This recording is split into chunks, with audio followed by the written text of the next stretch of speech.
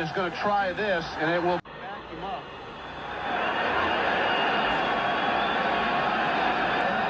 Elam is going to try this, and it will be a 60, let's call it 63-yard attempt. Spotted at the Bronco 47-yard line. Snap a little hot. Elam's kick. Oh, the line drive. It's got enough distance.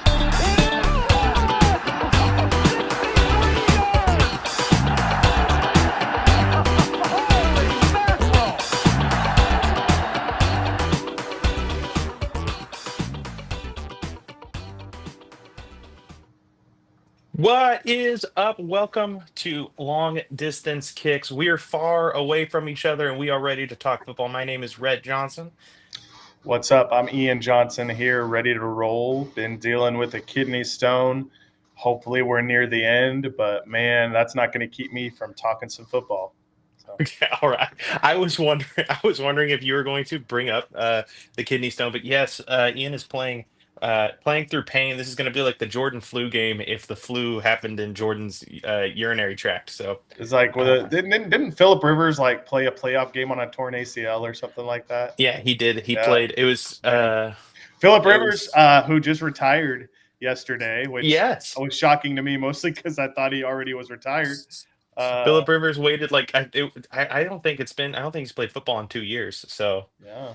But, hey, great career. He was one of those guys that, man, when I was a kid, I could not stand him because of like that weird rivalry he had with Jay Cutler.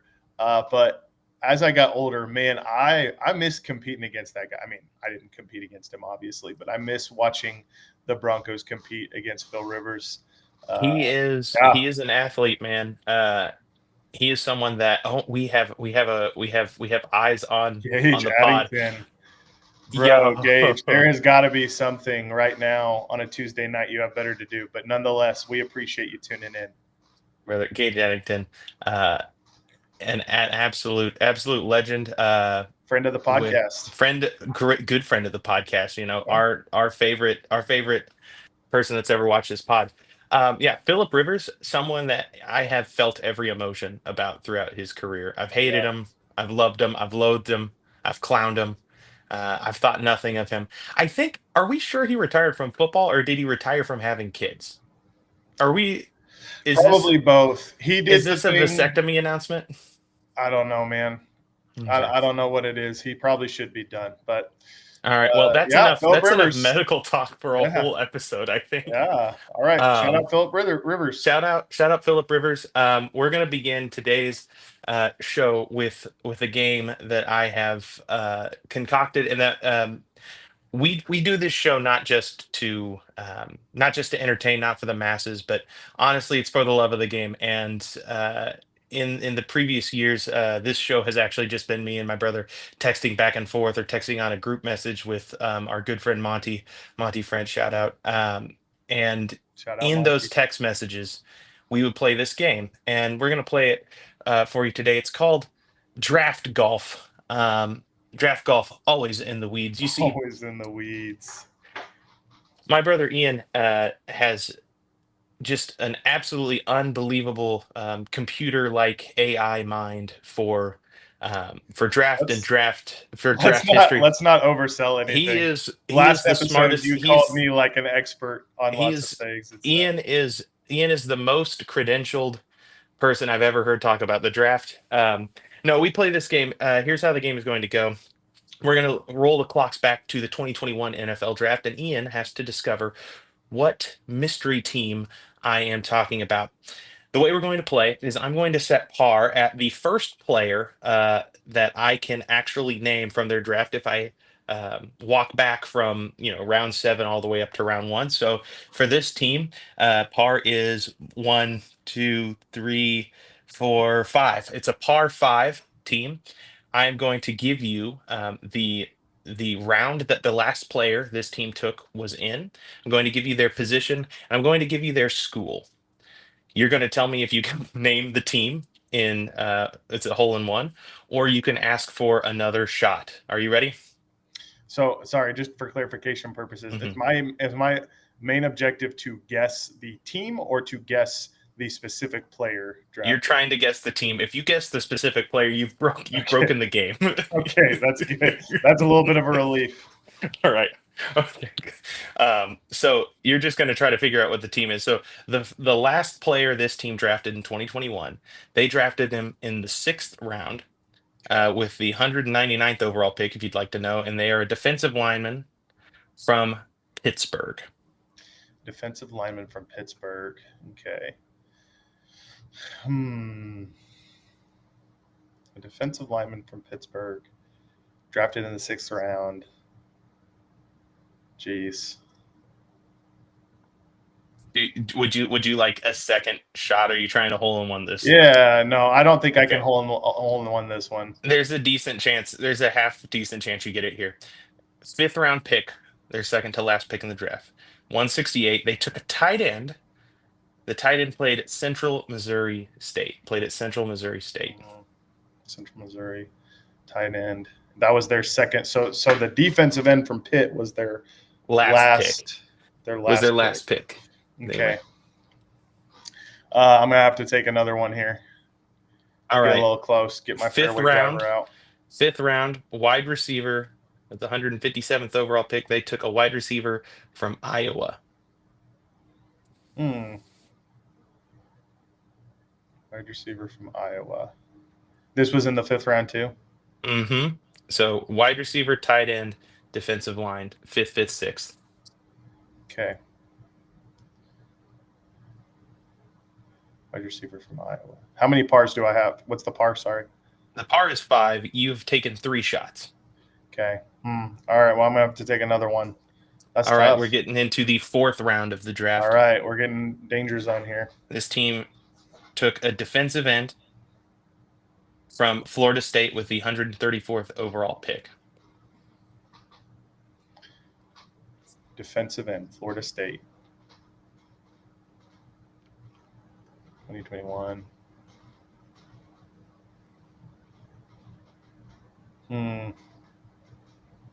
All right, we got to go one more. See if I can make par. All right. Bummer. So this isn't par for what I could guess based on the information given. This is the first player whose name I recognized. A cornerback, a 4th round cornerback from Iowa State. 2021. Cornerback from Iowa State. 4th round corner from Iowa State. Not 4th round. Yes, 4th round corner. Yeah. 4th round corner from Iowa State. He's also no. He's only the 2nd in the list that is still playing football. Receiver from Iowa. A receiver from Iowa. A tight end from Central Missouri, and a defensive lineman from Pitt.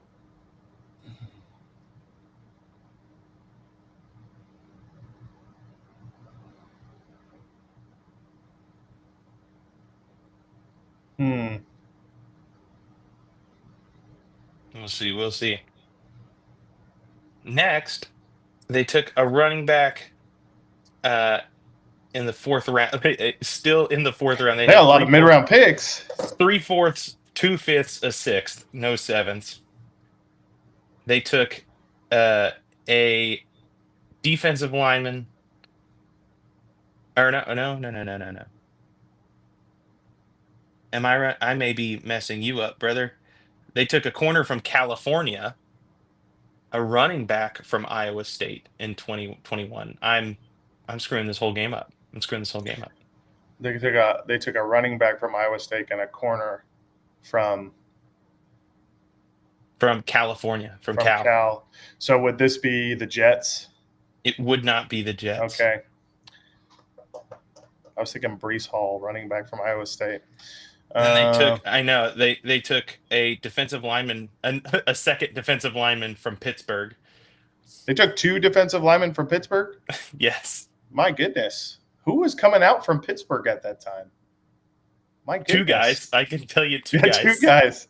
Jeez. How many draft picks did these guys have? They had a ton. How many? They have 4 more draft picks. They had 1, 2, 3, 4, right, 5, let's keep 6, going 7, until 8, I can figure this out. Next, we have an offensive lineman, a 3rd round offensive lineman from Ohio State. A 3rd round offensive lineman from Ohio State. Would that be Josh Myers? Would that be the Packers? No. Hmm. But maybe played with Josh Myers. Did Josh Myers come out in 2021? I think No he did. idea. No idea. Okay. But he played with Josh Myers. The next player is a third round pick, a linebacker from North Carolina, who was is it Surratt? Is it yeah Chaz Surratt? So this is the yes Vikings then. yes it is the My Vikings. There we go. goodness. All right. What a class that was for them. I didn't realize they got so many guys. So Ian, the two defensive linemen from Pittsburgh we were talking about Jalen Twyman and Patrick Jones Jr. I don't remember Patrick Jones, but I remember Twyman. Man, they're Jalen Twyman never played in the NFL. Well, okay, I remember watching stats. I know. Zach Davidson from Central Missouri State. Oh man, I remember DJ talking about. And then Amir Smith Marset from Iowa. Man, that's disappointing. Janarius Robertson from Florida State. Cameron Bynum from Iowa, from California. That was a rough first segment of Draft Golf. That was a rough first segment. I just got to brush up on my swing, and next time we'll see what we can do. Yeah, that was Draft Golf. All right, now Gage, thanks for watching the first episode, man. Shout out Gage, we appreciate it. We love it. All right, I don't even know where you can. I don't even know how to see. I just see his comments popping up. So, dude, I love it. I love that you're seeing his comments. He said, "I had Phillip Rivers as my backup quarterback the one time I played fantasy. Also excited for you guys. Love the first episode, dude." Man, what a guy. What a guy. All right, so getting into our first actual segment. Today, if you are not living under a rock, it is the first technical official day ? Kind of the eve of Broncos camp. They're reporting. Yeah. Reports is that they did it up real small this year. No Bo Nix, no Sean Payton talking today.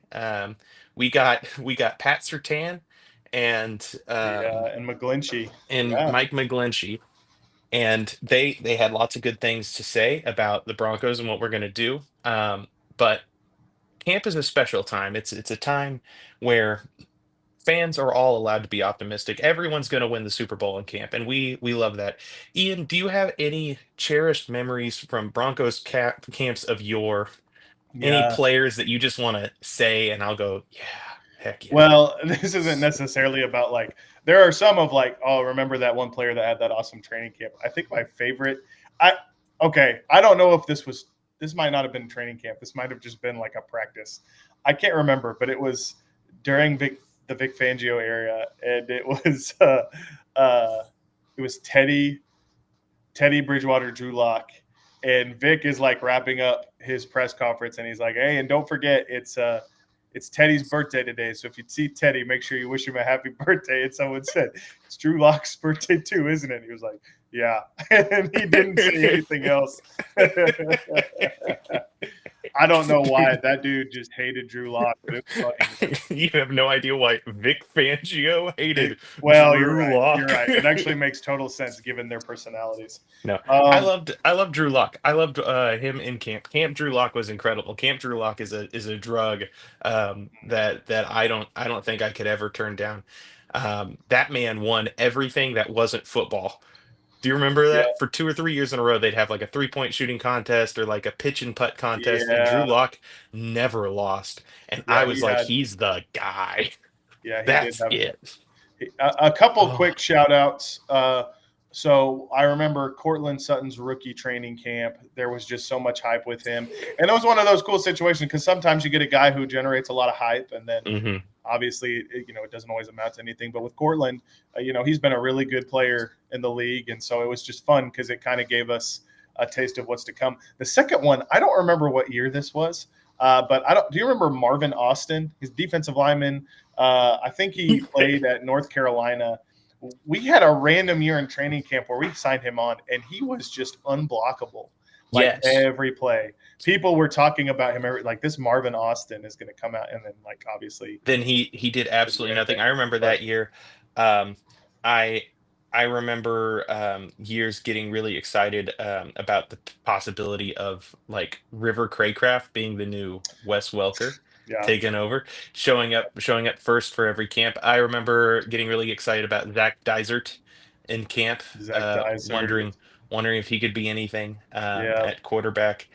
Training camp is just it's a great time to find your guys. And so yep. what we're going to do today is we're going to be drafting our guys, and your guys. This isn't about who's going to do best. This isn't about who's going to be the best player for the Broncos or have an actual NFL season. But going into camp, starting tomorrow, there's going to be reports. There's going to be sightings. We're going to be reading tweets describing plays, and then hoping that maybe the Broncos social media clips it into the play.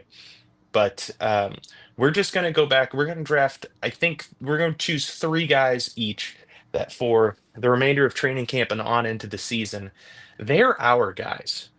So if they get buzz on an article, don't let that article go without mentioning that It's on us. it's Yeah. my guy. Yeah, Yep. we found them.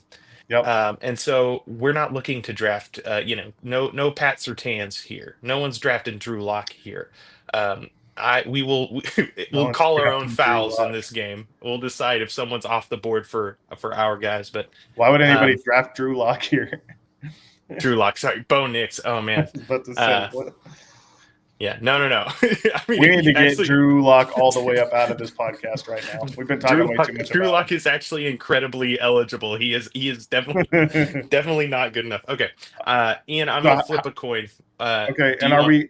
Yeah, sorry. Go ahead. Well, that was what I was going to ask. Okay. Yeah, I'll flip a coin. You call it in the air. Ready? Tails.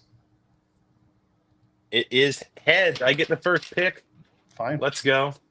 And I have no idea how to do this based on my big board, except for I'm just going to take the guy that I really want to get the take off my chest for. So I want to make sure that he's mine. If we see, there's going to be some silliness written about this man at some point during camp, and that man is Caleb Lohner.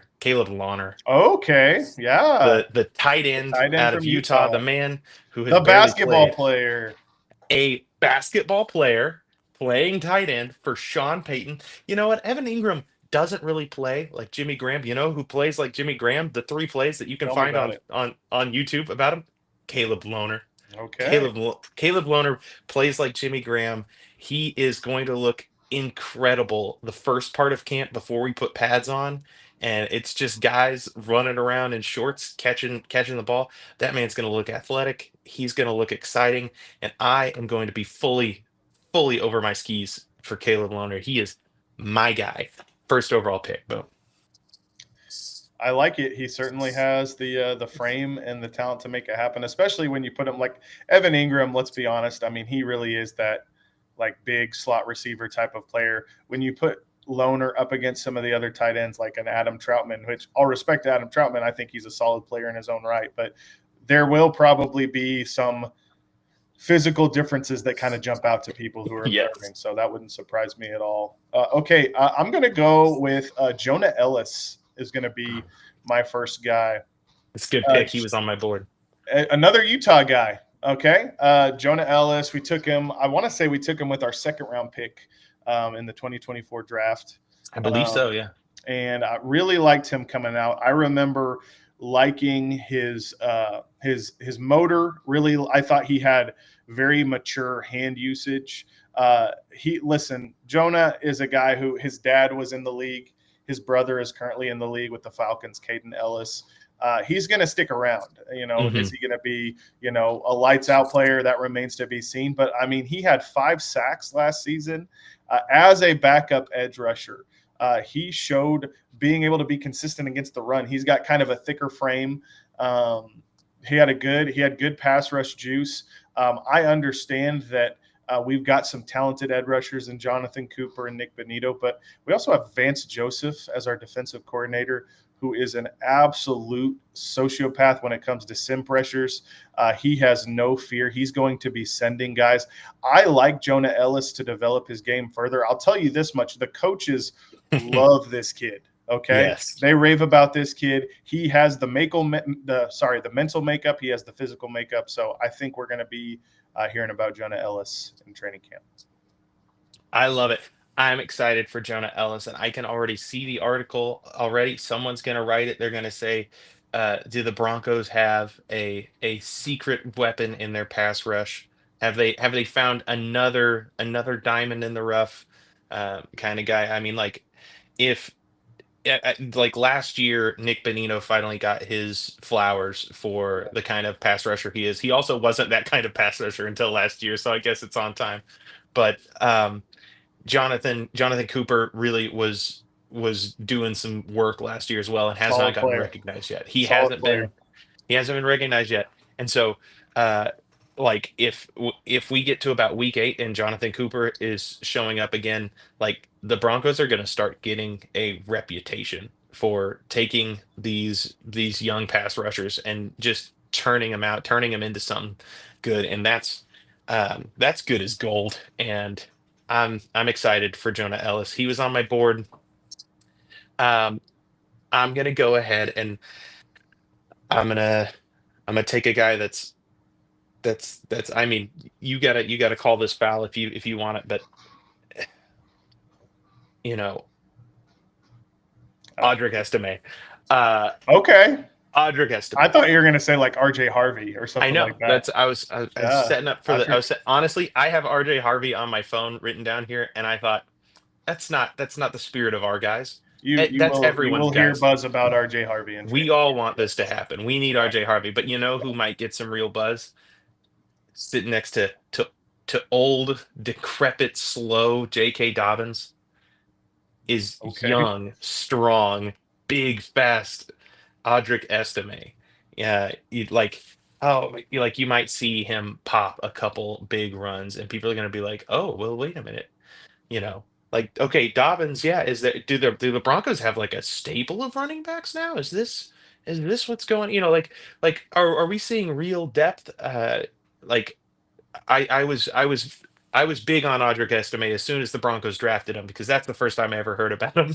But I remember going back and watching his tape That was the at first Notre time. Dame. That was not the first time you heard Audric Estime. Get out of here. Okay, it's not true. I just didn't think too much. I had not much of an opinion on Audric Estime, and then I went to watch his film after we drafted him, and I was like, oh man, this dude he's ginormous, and Yeah. he's big, and he's strong, and he is fast. And yes, he's gotten injured, but he's recovering. He hasn't been everything that we were hoping he'd be, that the draft sickos were really hoping he'd be in the pros. But I think that maybe this is the year where he kind of is able to put it all together. So I'm going to take Audric Estime. He's my second guy. I would love to see it. I remember like some people, like he ran like a 4.7 something at the combine, and some people starting to drop on him. And I just, in my brain, and I'm not the only one who stayed strong on him. A lot of people liked Audric Estime.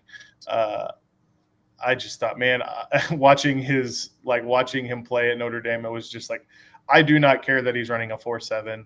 I think that 40 times for running backs, 40 times in general are probably pretty overrated across the board, but especially for running backs. Yeah, I would love that. I'm all in favor of him having a great camp. So, yeah. Okay. So here's my second one. I'm going to go to the trenches. Okay. I'm going to go with Alex Palczewski. Okay. Offensive tackle. Palcho. Listen, my thought process is this. He's a 6'6", 315, 320 pound player that Zach Strief has had his hands on for a couple off seasons now. I mean, that's just what it is. And it's not just about the measurables. It's not just about the frame. He has competent starting reps. He has seen action. There was a game against the Raiders last year. I mean, he had to go against Crosby, and like, look, Crosby got him some, but you could watch Palcho. He like adjusted and he started to hold his own. I like this kid. He's already kind of a guy. You could have counted him last year as one of these guys who was getting a lot of training camp buzz because he was. Listen, I think that Denver's got a great offensive line. I like our starting tackles and Garrett Bowles and Mike McGlinchey. I do think that it would not be unheard of for one of them to get hurt. And at some point, if that happens, I think that Palcho might be your best bet. I know they also like Matt Peart a lot, who kind of similar, real athletic freak who Streif has kind of built in his image and everything. But Palcho's a guy that, man, I've liked pretty much everything I've seen from him, and I would like to see him kind of take that next step this month. So, yeah. Yeah, I love it. The Broncos, even so a lot of national people are coming out and saying that the Broncos may have the best offensive line in the league. And really solid. I hope we're able to take advantage of this era where we have Zach Streif. I know that sometimes O-line coaches, like, they're not the first guys that you pat on the shoulder or that you tap to go up to OC or whatever. But I hope that we make the most while we have Zach Streif on our hands. The thing about, like, so many, there's just not enough good linemen in the world. The market is it's a seller's market on offensive linemen, and I don't know of any other team that's like Denver, where one of the points McGlinchey made today in his media availability was he said he's like, I've never seen in my career an offensive line room like this where we've gone from one year to the next and our two deep is the exact same. Everybody's still there, and the depth that we have. Palczewski was someone that he would have been on my list. I thought about it, and then I couldn't remember how to spell his name. So I didn't even attempt to put him on my list. But the depth that we have across the tackles at guards, if we have an injury, I'm not afraid of that becoming the weak link and that, like, ruining the whole thing. Our offensive line. Yeah, our offensive line really could make a lot of noise. We're going to be moving a lot of people. It's exactly like how I like to build my teams in Madden. I'm an old school. I run power all the time. I just try to get those free trenches. Listen. We just said listen at the same time. Now that we have a really good offensive line and a really good defensive line, I've gotten a taste of it, and my attitude is just like, I don't ever want to not have good trench play. I don't care if it costs us at other positions. Let's always have a great O-line and a great D-line. I think it's Daniel Jeremiah who talks about kind of like the logs on the fire mindset with O-linemen, where it's like, hey, don't wait for the fire to be out to add another log to it. Like, keep adding talent. And yeah, I want to continue that for sure. It is fun having great trench play. So Palcho, look out for him in training camp. All right. My last guy that I'm gonna choose to be. I'm caught between two guys. I have two guys left on my board, and I'm gonna go with Drew Sanders out of Arkansas. I'm wish casting here. Listen, but Drew Sanders is a freak athlete. He just is. I hope he still is after injury, but what we saw in college was ridiculous. And if Drew Sanders works out and he has a big camp and he gets a chance to get snaps at inside linebacker, outside, this is the problem. I don't even know where he's supposed to play. But if he comes in and he shows out at inside linebacker, and specifically, he would solve a big problem for the Broncos defense, which is we don't really have anything outside of Greenlaw. We have no depth in the linebacking core, that's the thing. That's the thing that's eating a hole in my gut right now. Singleton's coming off of an injury too, so yeah, because Alex Singleton, like, the difference between pre-ACL Alex Singleton and post-ACL Alex Singleton is like pre-ACL you're making tackles 6 yards down the field. And maybe post ACL, maybe the running back is just out the back gate, and it's 12.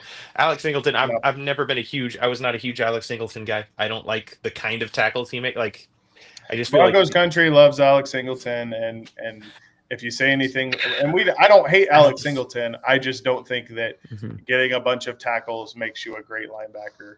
I like Alex Singleton. I think he's a good culture guy. I want him to do well. I hope he recovers well from his ACL, but I'm not going to sit here and tell you I feel amazing about our linebacker room.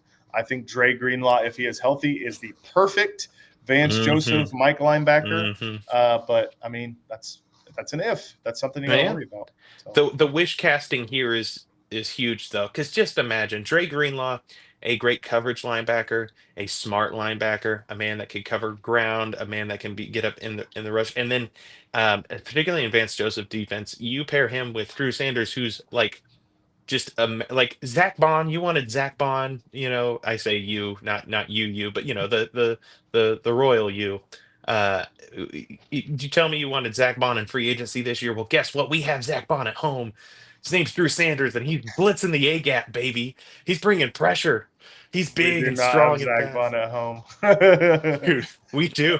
We'll see. Okay, that's good. I don't even know if the Broncos know where they want him to play, but if he pans out at linebacker, that'd be awesome. Yeah, that's unfortunately that's also a hallmark of a Vance Joseph defense. Yeah. You get me a guy who's good at two things, and I will make him bad at both. Yeah, that is fair. Yeah. Okay, you got one more guy. I got one more guy. I didn't want to do this because this feels like so trendy, but I'm just going to do it anyway. So I picked Pat Bryant, a receiver we just drafted in the third round. Pat Bryant is it was such an interesting thing for me over the months leading up to the draft with Pat Bryant, because I liked Pat Bryant. I don't think I had him like I was maybe one of the higher. I don't think I was the high man. I think Josh Norris was the high man on Pat Bryant. Yeah. He really liked him a lot. Yeah. But I think I liked him more than most. I saw like an Eric Decker-ish player. Like I thought he had good hands. I thought he was good at the catch point. There was like a lot to like. He's got a big frame. It's pretty easy to understand. Like he doesn't put a lot out there on like, he's like not a lot to give you confidence that he's going to separate consistently at the next level, but still some things you like. Then Denver takes him in the third round, and I thought that was a little bit of a reach.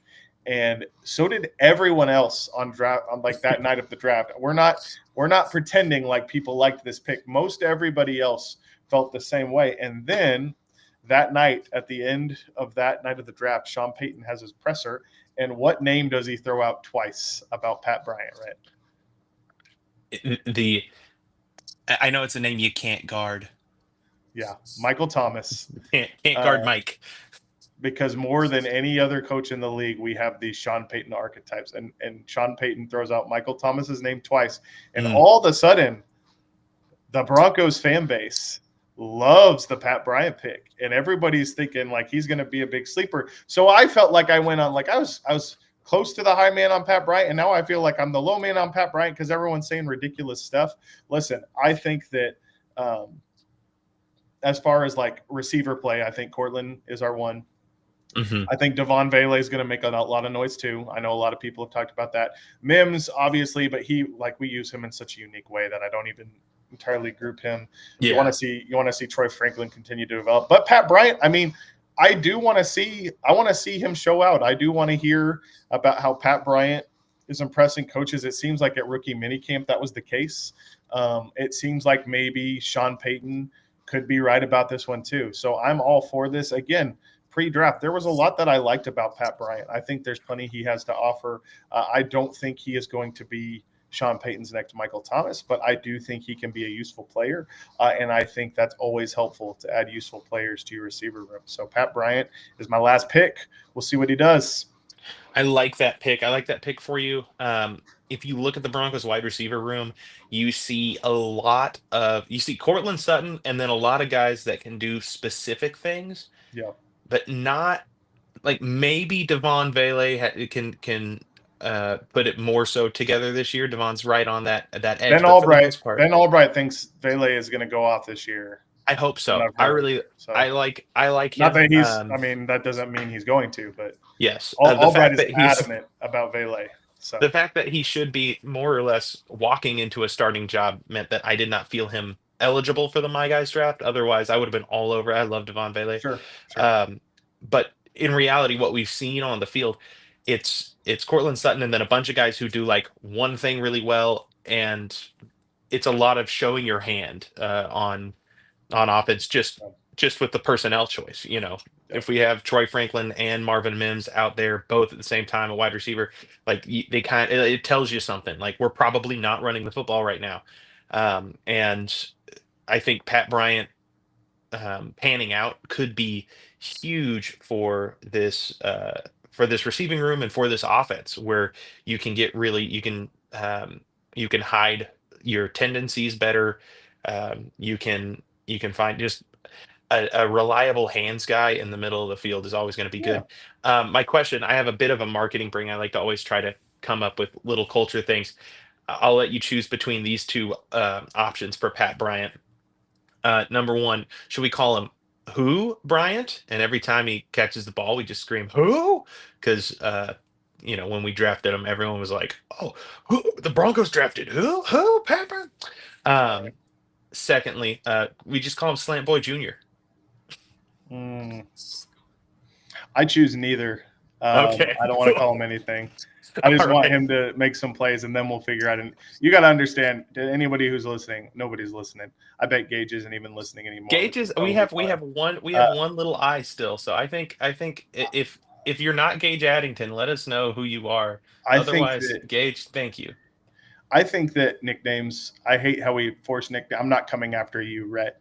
You are, and that's fine. I mean, we can have open conflict, healthy conflict. Everyone's trying to force nicknames with Bo, and it's like it's not a good nickname if it's forced. Mm-hmm. Okay, it's not. It's just not. There's no such thing as a good forced nickname. So, anyways, we've been talking about this for a while. I don't need to go on a rant about it, but yeah, I choose none.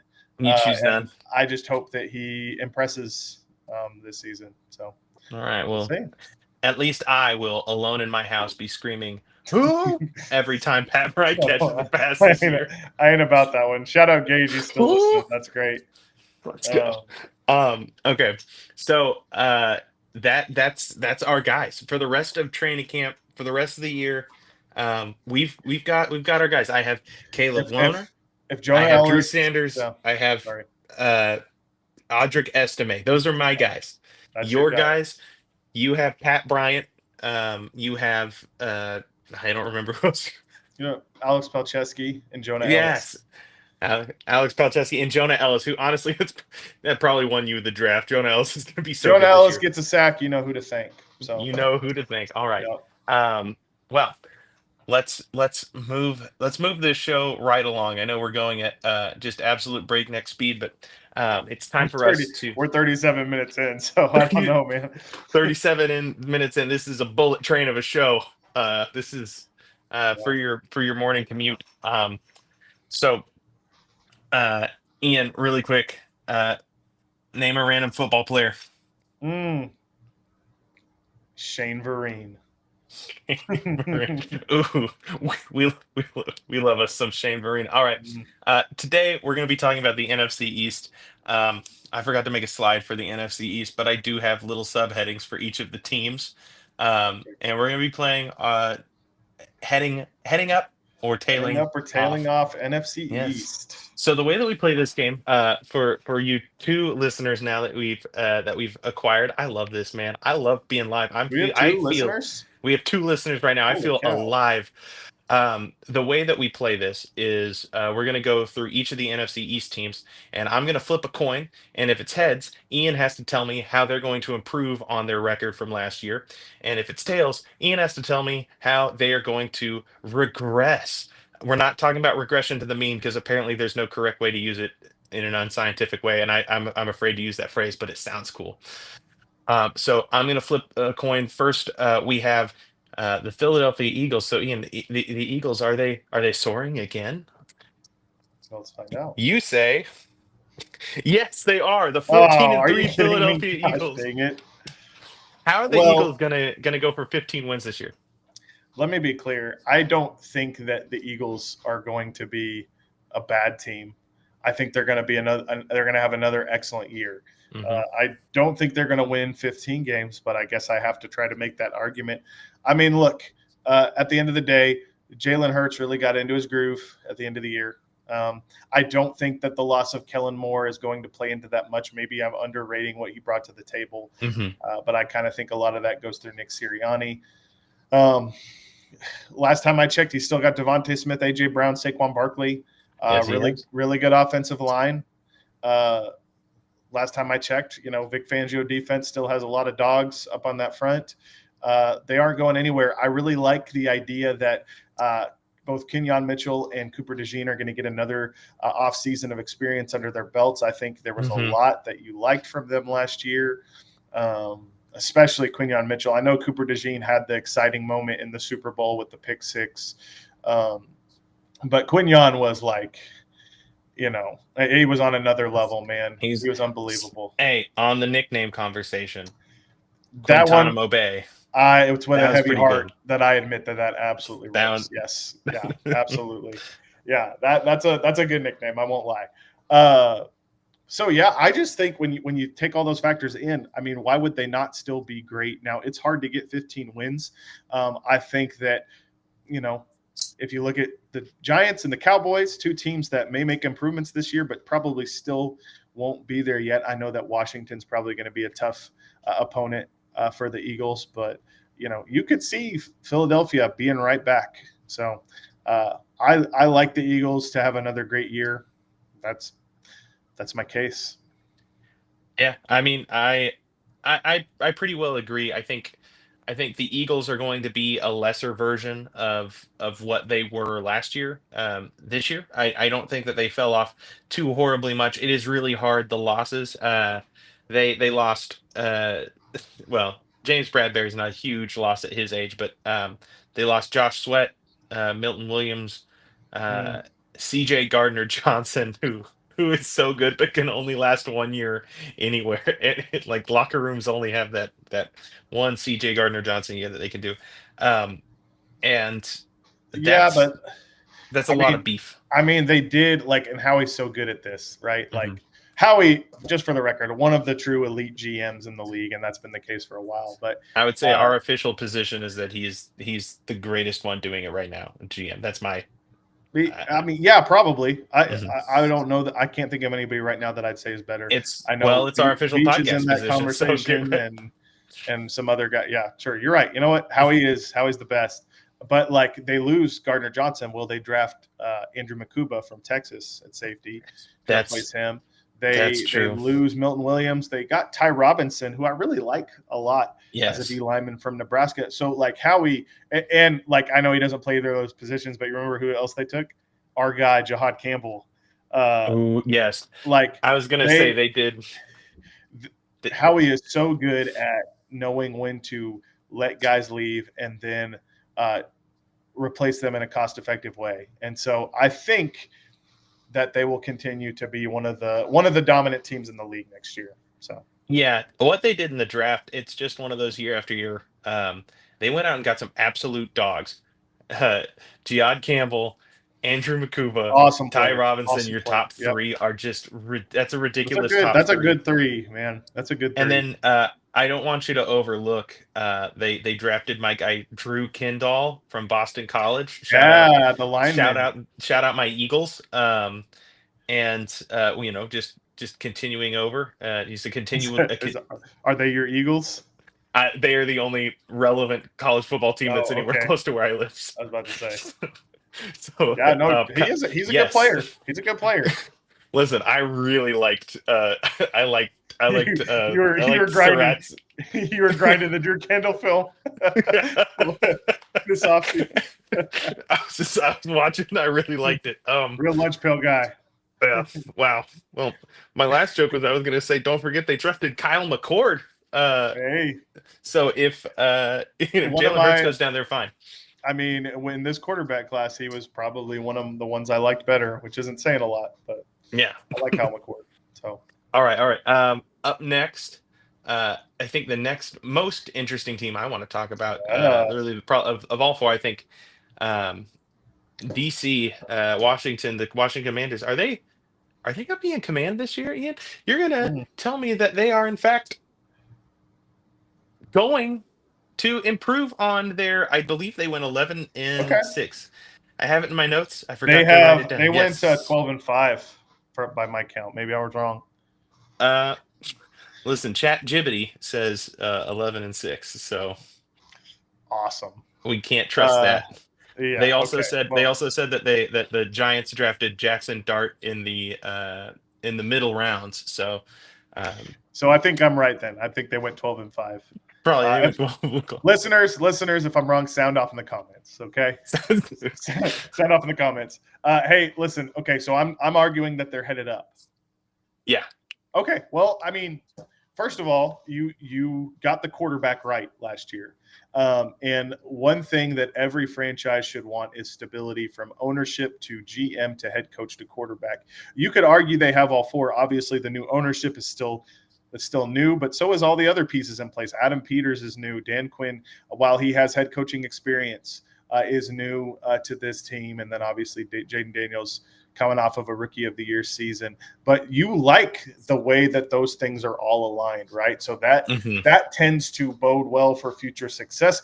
I think the Commanders were really smart about assessing where they needed to improve. They saw that they had this young quarterback. So what did they do? They addressed the tackle position. They go out, they get Laramie Tunsil.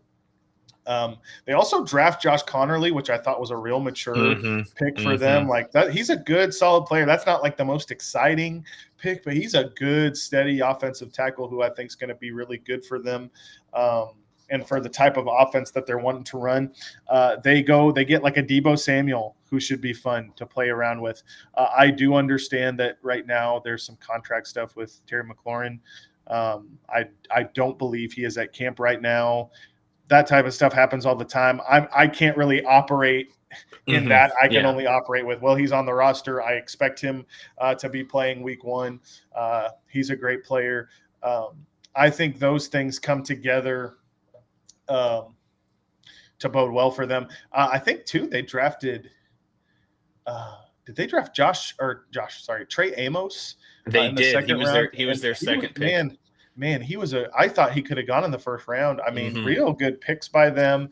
I know they lose like Jonathan Allen in the offseason, so that's a problem. But ultimately, like, you have the important pieces when it comes to like the infrastructure of your franchise put together. One of those things is on the field, the quarterback. You built around that quarterback with multiple weapons, and I do consider offensive lineman weapons. Shout out Jim Harbaugh. Okay. So for that reason, I think with the continuity of that coaching staff, I don't see why they don't improve for sure. Do they knock off Philly to be first in the division? I have no idea, but I think it wouldn't shock me at all to see the Commanders improve on their already excellent 2024. Yeah. I would say I don't think that I would be shocked to see it, but let me counter your argument for a second, because yeah, sure, we're all talking about year 2 expectations at the quarterback position, and that's true. We love it here. We want to see we want to see Bo Nix improve. We want to see Jaden Daniels come out and like do really well. But I think what's more important is expectations for year 2 of Cliff Kingsbury stewarding that offense. Is the Cliff we saw last year, is that the real deal? Will it hold up? Did he go on a break and spend a full year in Thailand writing up new offensive plays and then have enough to get through a season last year? And is the well dry again? Because I feel like for years and years and years in Arizona, what we saw was good ideas at the beginning of the season, and then by the end it would just dry up and kind of become vanilla. And I don't think that Washington is a deep enough team, is an overpoweringly skilled enough team to just be able to get by and punch with the big dogs up in the NFC. The NFC is a good conference that Cliff Kingsbury is going to have to repeat his performance of last year. If he calls a game like he did last year, they'll be fine. But they're a team that I am personally a little bit. I feel I am so nervous that that it's going to fall apart on them, and maybe it's just because they're literally Washington, and I've watched them do that for my whole Mhm. life. But I I'm more nervous than confident. But the good news is that that building believes, like that They building, do, and they doesn't, realized they if I'm realized not last year they could mistaken, be good. in between Arizona and Washington, didn't Kingsbury do a stint at USC calling plays with Lincoln? I I I think didn't. so. I think he played with he coached Caleb Williams there. I don't know if I'm Maybe, wrong about that yes. or not. I think I might be right. And they had to put up a bunch of points at USC because that defense was terrible. Now, I know counterpoint, like a lot of those Pac-12 defenses were terrible. So, but I mean, it just goes to show. I hear your point about Cliff. I think that there's probably a difference in being a play caller and being a play caller who's also a head coach, Hmm. which was the case at Arizona. So I'm optimistic about it. And I think that Dan Quinn can steer that ship in the right direction. But at the end of the day, Rhett thinks that the Commanders are going to have the first overall pick next year. He thinks they're going to be terrible. He thinks they're missing the playoffs. Listen, they're So gonna let's move on. Arch Manning, get ready to speak commander, buddy. uh Oh, geez. yeah. Let's see. So we got the Yeah, he Giants was and the he was a senior offensive analyst okay. under under Lincoln there. So it's a big deal. Up next, honestly, as much as I hate it, this is the team that I actually went in doing my research for this. Okay. I found most fascinating. So how about them Cowboys? All right. What are we doing? Last year they went Sorry. 7-10. I have them 10-7, 7-10, Yes, I have them 7-10. Yeah. 7-10. So 7-10, and last year kind of just felt like, for weirdly, 7-10 is not a terrible record, but the Cowboys just felt like a total joke last year. It felt like like everything went off the rails. Yeah, they didn't Um, have Dak. yeah, they didn't have Hard Dak there. most of the season, and they moved on from Mike McCarthy, right? Which like, we're talking about the the NFC East is like a bunch of teams that all of a sudden are acting a little bit more like adult. It's like a spectrum of, like, the Eagles are like they do everything correct. The Commanders, like the last couple of years, it's like, oh, we have adults in the building. We're making mature decisions. The Cowboys, it's a little bit back and forth. They're not the world's worst run franchise. But Ian, you're going to tell me Let's hear it. that the Cowboys are heading up. Okay, no, I'm fine with this actually. So I feel like I know a lot of Cowboys fans. I have a lot of friends who are Cowboys fans, and some of them would disagree with this statement. They shouldn't feel this way, but I feel like, you know, the meme, the the dude that's like the Norman Rockwell painting of the dude like standing Yeah. up. Yeah. I feel like I'm that guy saying Dak Prescott is a great quarterback. Hmm. Sometimes what I got into an argument with some teenagers the other day, which, context to our listeners, I am a youth pastor, so that's not weird that I regularly I don't just like show up at a school and start debating. But they were telling me that Dak Prescott's terrible, and I was like, you cannot say that he's terrible. And they're like, you can't say he's not terrible. I was like, you guys are the burden of proof is on you. You're saying he's terrible. I'm not saying he's elite. I'm not saying he touches the top four of Mahomes, Burrow, Lamar, Josh Allen. I'm saying Dak Prescott is a great quarterback. When I talk to people about this, when I talk to Cowboys fans about this, I think in their minds, they think, well, you know, the most he's ever gotten us is a couple games into the playoffs, and then it hasn't happened. I don't know why everybody has this weird thing about Dak. Okay. I saw a thing a couple years ago, Brock Purdy, his rookie year, there was a graphic of him and Dak next to each other, and it was like, who would you rather take? And I was like, I feel like we're all losing our minds a little bit here. I feel like I'm taking crazy pills. Dak Prescott is a great quarterback. Yeah. He just is. He is so smart. Okay. He's smart. He's got a good arm. He's actually a good leader. I know, like, and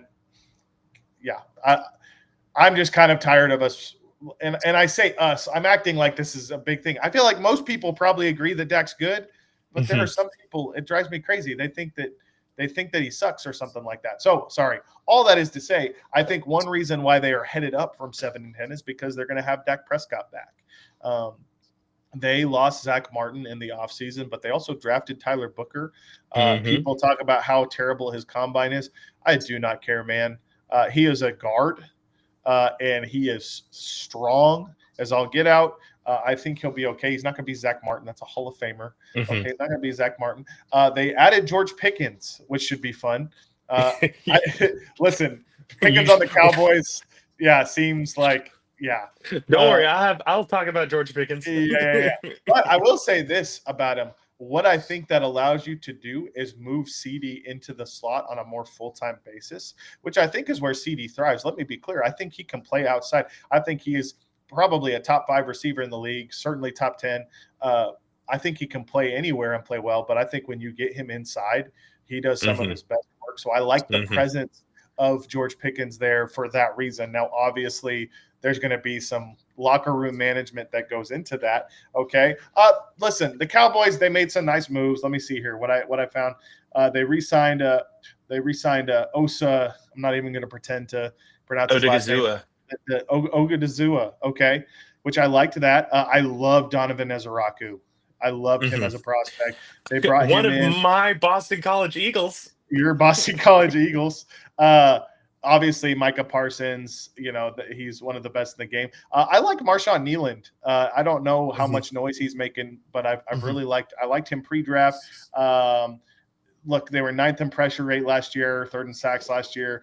Does that come down under Matt Eberflus? I don't know. That's possible, but they've got talent, and I think that because they still have some talent on that roster, I think when you bring Dak back into the picture, it makes it really hard for me to imagine they're going to finish worse. Now, is Brian Schottenheimer my ideal hire for them? I wouldn't say that he is. I thought that was kind of weird, but I mean, at the end of the day, the Cowboys are probably looking for somebody who is willing to work with Jerry Jones and be Jerry Jones's guy. I don't know how many options they had, but at the end of the day, Dak Prescott's presence really gives me confidence that they can improve on that 7-10 record.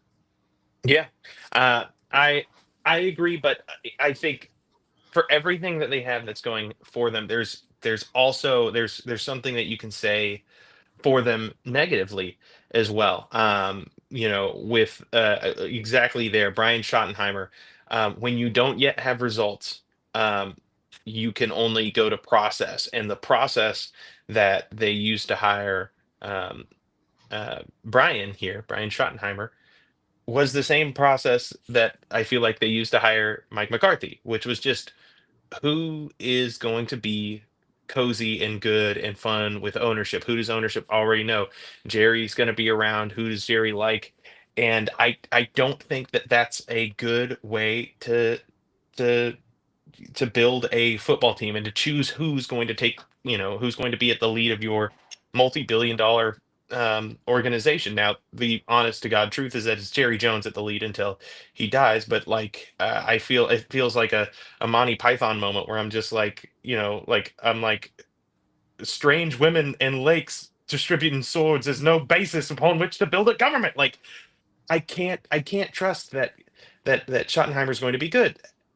The good offensive coordinators, the bright minds, the guys that are going to go take the league on by storm, they get hired to be head coaches.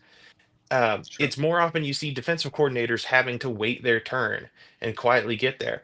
And Brian Schottenheimer, I suppose, is a guy that's quietly waited his turn on offense.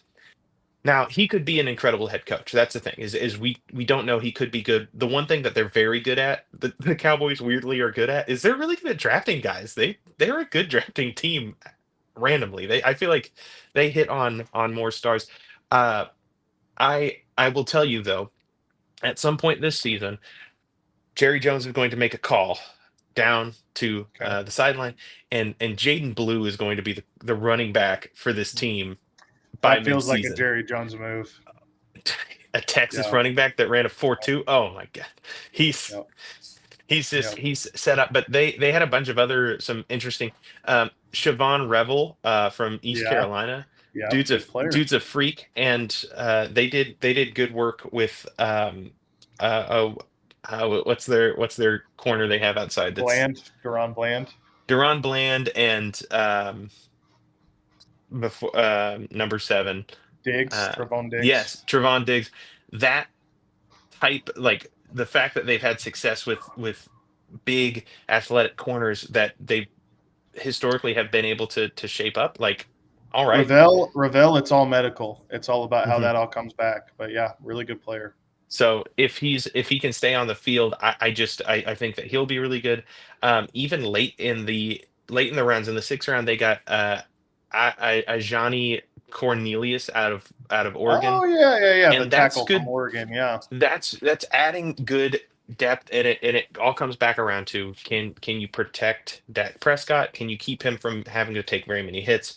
Don't have him run at this point in his career. Like, just put him in bubble wrap and try to keep him nice and safe. And can you keep George Pickens from burning the Cowboys to the ground? The He is a the Steelers receiver that has moved to another team. He, That never he bodes is a well. Steelers receiver that That never Mike bodes Tomlin well. said, I no longer want around me. Yeah. And that's just not. Yeah. So We'll it see. could go one of several bad ways for the Cowboys, or they could be really good. I hate it because it is the whole America's team bit, but they're really good. They're an interesting team. Speaking of a team America is forced to talk about that is not, but was not really good last year. Will we see Watch me some have to big make a friendly case. giants? Watch me have to make a case for them to be worse. Last year they went, I think, 4 in. They went. No, they went. I have it here. 6. They went 3-14. 3-14. Yeah. All right, Ian, and you know what? They are heading up. Oh, Right. thank gosh! Did I get all heading up? Yeah, I don't know what the odds are for that. Stocks up on the NFC East. Dude, NFC East is gonna suck next year. No, this is so okay. So we have to consider the record here. They were 3-14. They were very bad. I don't think the Giants are a playoff team in 2025. I don't. I know Norman Rockwell painting again. I'm standing up. I'm making my statement. But I do think they absolutely can improve on their 3-14 record. I believe they can improve to a point where it feels significant. You have to consider the fact that not that this is like a sign that things will be successful. In fact, it's usually the opposite. Usually it's an indictment. But Daboll and Joe Shane, this has got to be like their last, right? Like this has got to be their last shot. Usually things don't end well, but they have to have that on their mind. Now, do I like the quarterbacks in their room? No. Do I appreciate that they tried to address the quarterback room? Yes, I do. As much as Russ looked unplayable in moments last year, I get the reasoning in bringing him in. Jameis, might as well bring him in. He's volatile, but he can put points on the board. He's done it before. Jackson Dart, I kind of am falling for this whole whatever the word I'm looking for here. This idea that Joe Shane's son kind of picked him out because it's he looks like Anakin Skywalker or he has cool eye black or something like that. I don't know, man. Jackson Dart, I have been wrong a lot about quarterbacks in the draft. Jackson Dart, I feel like we all saw him make an absolutely audacious throw against Duke, and we kind of built our evaluation around that where it's well, what if we can just figure out how to do that all the time? I don't see it with Jackson Dart, but they do, and they're going to have to make that work. Now, I like some of the pieces the Giants have, especially when you consider that while overall as a team, things haven't worked out, I still believe in Brian Daboll as an offensive mind. Okay. I think he has had some absolutely awful quarterback play, and that might not necessarily change this year, but they hit on Malik Neighbors. He's a star, in my opinion. I think he was absolutely awesome. I think where this conversation starts, how does their floor raise? How do they head up? Think about that defense, okay? Abdul Carter, Dexter Lawrence, Brian Burns, Kayvon Thibodeau, Darius Alexander. These are some absolute war daddies, okay? Like, this is some beef. This is Wagyu beef, okay? Like, this is some – that defensive line should be absolutely nasty. There's no reason that defensive line should be nasty. I feel good about the idea of that kind of being their identity. Like, this defensive line should be sick. But then you think about it on offense, obviously, like we talked about how we don't love the quarterbacks, but like some of the pieces they've added the last couple off seasons, Malik Neighbors we talked about, legit wide receiver one. Okay, already one of the better wide receivers in the league. But at running back, they got like a nice little tandem there now of Tyrone Tracy and Scattaboo. Like, that's not bad. Okay, and I was probably lower than a lot of people on Scattaboo, but I like the fit here. I like that pairing. But also, the Giants made one of my favorite picks in the draft when they took Purdue offensive lineman Marcus Bowe, who I see as a center at the next level. I thought he was great value for them. I don't remember where. I don't have it written down what round, but I remember thinking like, oh my goodness, I can't believe Marcus Bowe's still on the board, and they take him. And they've added some pieces that yeah, you can be encouraged by this stuff. If I'm not mistaken, is Darius Slayton still a Giant? I mean, he's always been a solid player. Yes, I think Darius Slayton is came still back. I think he re-signed with them for whatever Yeah. reason. So, don't make any mistake. This team has pieces on both sides of the ball. I think that they can definitely improve on their 3-14 record. And if they find stability with one of these quarterbacks, I think they could be a team that pushes for a playoff spot. I don't think they make the playoffs, but they could be one of those teams December where we see them on the In the Hunt graphic on ESPN and stuff like that. So yeah, I expect them to be better this year. I actually really do. So yeah, and I mean, obviously, me trying to predict that they're going to win 2 games is outlandish, and I don't know who invented this game, stupid game. But that is the issue you have with the Giants, is this: when you have 2 quarterbacks, you really don't have any. It's been said, it's an old adage, I'm sure it's probably true. How much more so than when you have 4 quarterbacks in a room? If we want to continue to consider Tommy Cutlets a quarterback in this league, Tommy DeVito, known NFL quarterback, it just feels really strange. This is the organization in the NFC East where I don't get what they're doing from a 10,000-foot view. You needed to get a quarterback.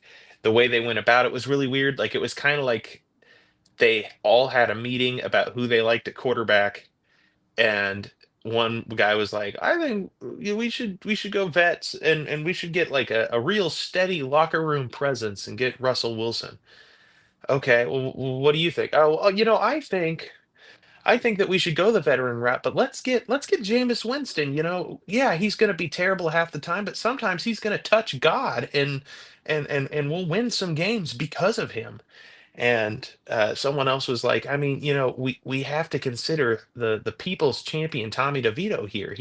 He's come up from nothing. He's from just down the street. We can't turn our back on the local guy. And then yet another person was like, Jackson Dart looks like Anakin Skywalker. And then they said, okay, let's do all 4 of those things. Like, they went in every direction at quarterback. And with the roster that they have, the roster feels like if they let's say Jackson Dart shows up and is absolutely him, it could be a roster that you're taking off with, and it could be rocket fuel. But it seems like right there at this moment, this is a coaching staff that's desperate, and so they're not going to invest in the good long-term development of Jackson Dart.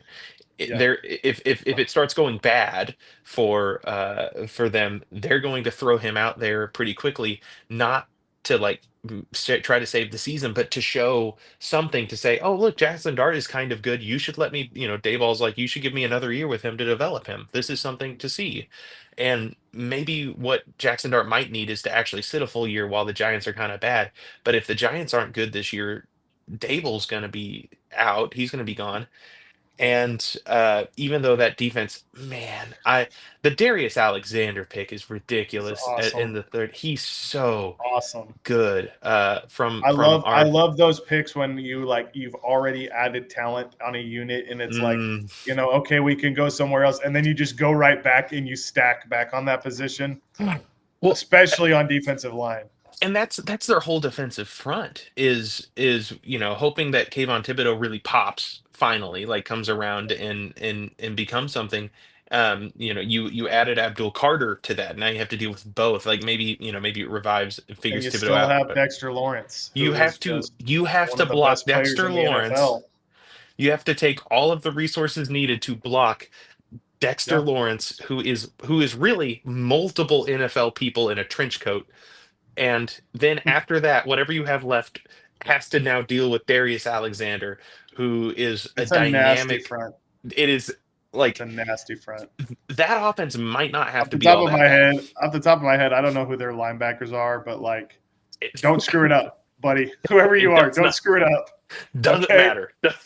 It may not. It may Get not the job done. Okay. Yeah. Pick the right gaps. Don't screw this up. Run to the gas.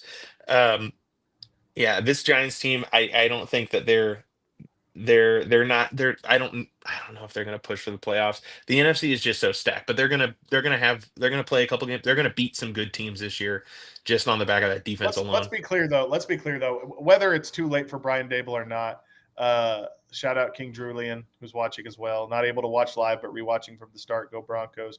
Boo kidney stones. Absolutely. I don't know who King Drulian is, but I'm glad that we have royalty watching. I believe is that Drew Welch? It could be because he's a Broncos fan. I love. We'll find out. We'll find out in an hour. He tweeted at me about it when I tweeted out the episode. Oh, then I bet it is Drew. Hey, shout out Drew Welch. We love you, Drew. Drew, if you're still watching by the end of this episode, we love you dearly. Yeah. Listen, let's be clear. If the Giants hit on Jackson Dart, if it becomes apparent, like everybody's going to be talking about them like they're geniuses because they get Abdul Carter and their franchise quarterback. Colin Cowherd is going to be doing 40-minute think pieces on how Joe Shane and Brian Dable were dead in the water. And then this kid with the eye black from Ole Miss, who nobody believed in, comes onto the scene. It's one of those things. One last thing on the Giants that's just funny. So I know this might have even been in 2023. This is a while ago. Are you aware of the appearance of Tommy DeVito's agent, of what he looks like? Yes, I am. So I remember someone showing me a thing. It's hard because I'm not on Twitter. I don't know if it was from last year or the year before, but it's a picture of Tommy DeVito with his agent. And somebody said, I think that every team in the league should be required for their third string quarterback to be an egregious stereotype of their fan base's demographic. And I think that is just genius, man. Tommy DeVito's agent. Tommy DeVito's agent looks like if he sees a beautiful woman on the street, his eyes go, and he says, "Oh God!" And his heart goes. He does. He's got the cartoon wolf suit, man. Yeah, it's true. It's like, oh, you're representing quarterbacks now. Well, I loved your work in The Mask. Yeah, right. Exactly. Anyways, that's all I have to say about the NFC East. It will be an interesting division next year. It will be an interesting division. That we got to end. Who do you think ends up topping the NFC East this year? I mean, I'm a big I have to see it to believe it to change my mind. At the end of the day, it's the Eagles until it's not the Eagles. I can see a case for the Commanders, but I think Philly should win again, and they should be another year of them being a juggernaut in the NFC. I like that. I'm actually going to disagree with you. I believe everything that you just said about Philadelphia, but what I've noticed about the team's personality is you that talked yourself into the Cowboys. I get it. God, no, I'm not. No. But if you notice, Sirianni he's ridden that team to really high highs, and then I think he's just so much for that one. Like that team, they finally they got there, they won the Super Bowl, and or they made it to the Super Bowl the first time, and then the next year was just atrocious vibes. And I am afraid that the same thing may happen, even though they won the Super Bowl this time and they got the emotional payoff. I think coming back to like this year, they may not be able to be as sharp. I think that really that he calls just a whole lot out of that team, and so I am going to guess that even though I'm guessing that the Commanders are just really really good, and so I'm going to say that the Commanders are going to win. They're going to win 14 games this year, and I think the Eagles Wow. are going to be really close. They're going to win like 13 um, or 12, but I think the Commanders are going to be the team that they're on the rise. The regular season's going to be fun for them. They've just gotten good. They're excited. They're showing up. The Eagles feel like a little bit of a team that's going to be keeping their powder dry for the playoffs.